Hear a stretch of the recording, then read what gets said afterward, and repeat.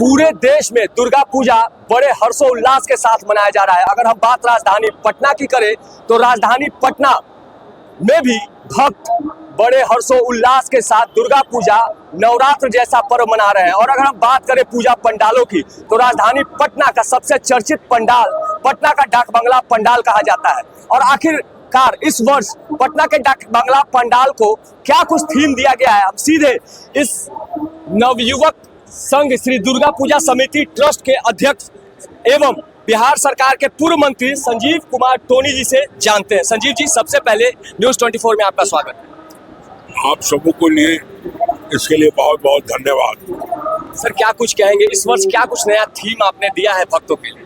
हमारे यहाँ हमारी संस्था में हर एक साल हम लोग नए नए चीजों को दिखलाते हैं और जो ऐतिहासिक मंदिर है उसी की चर्चा और उसी का कार्य रूप बना के हम लोग तैयारी करते हैं। और हमारा पूजा के बाद हमारे लोग लग जाते हैं कि इस बार अगला बार हम कौन सा पंडाल बनाएंगे। इस बार तमिलनाडु का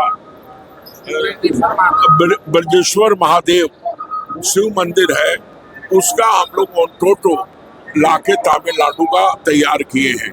और इसलिए पटना वासियों को हम हर एक साल ऐतिहासिक मंदिरों से दर्शन कराते हैं। और हमारी माँ तो खुद बहुत जागृत हैं, जो भी यहाँ मनौती मानते हैं उनकी पूरी होती है। अगर हम बात करें पूजा पंडाल की तो लाखों लाख लोग यहाँ आते हैं, उस क्राउड को मैनेज करने के लिए बड़ी मशक्कत करनी पड़ती है।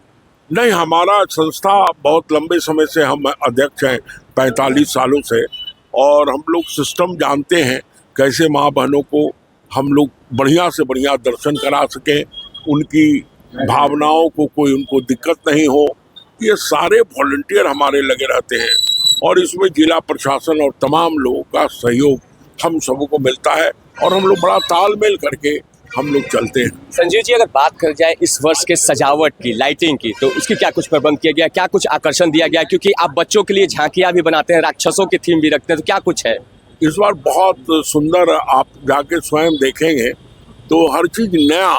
नवयुवक संघ दुर्गा पूजा समिति निश्चित रूप से हम नया से नया बत्ती लाने का कोशिश करते हैं और नए से नए झांकी लाने का, जिसमें बच्चे लोग बड़े प्रभावित हों, देखें और सप्तमी को देखें तो अपने माता पिता को कहें कि नवमी तक ही चलेंगे। इस तरह का हम लोग झांकी बनवाते हैं। कई आकर्षक झांकियां बनवाई गई हैं और भी हम कुछ जानते हैं। पुरुषोत्तम मिश्रा जी हैं इसी संस्था से जुड़े हुए, क्या कुछ खास रहेगा इस बार पुरुषोत्तम जी? देखिए, नवयुवक संघ श्री दुर्गा पूजा समिति, देखिए व्यवस्था हमारे यहाँ हर साल सर्वोच्च व्यवस्था रहती है। चाहे वह लाइटिंग की व्यवस्था हो, चंदन नगर से सारी व्यवस्था ही हुई है, चाहे वह पंडाल हो तो हमारे पंडाल भी हमारा कलकत्ता से ही कारीगर आके बनाते हैं, जिसमें 6 महीना से 8 महीना का समय लगता है। चूंकि बिहार वासियों को हमेशा यह ध्यान रहता है कि डाकबंगला पे इस बार क्या होगा, तो उसको ध्यान में रखते हुए हम लोग की जो टीम है, सेलेक्ट कमेटी, वो बड़े तरीका से, जिसमें डॉक्टर, प्रोफेसर, कलाकार लोग हैं, विद्वान लोग हैं, वो सारे लोग मिल के सेलेक्ट करते हैं और उस हिसाब से यह पंडाल का निर्माण किया जाता है। बच्चों के लिए किस तरह के थीम की झांकियां? बच्चों के लिए अब देखिए, खरगोश और आप कछुआ की लड़ाई आप देख सकते हैं कि वो धीरे चल रहा है, वो तेज चल रहा है, फिर भी कौन सही समय पे पहुंच रहा है, वो भी लाइट के माध्यम से दिखाया गया है।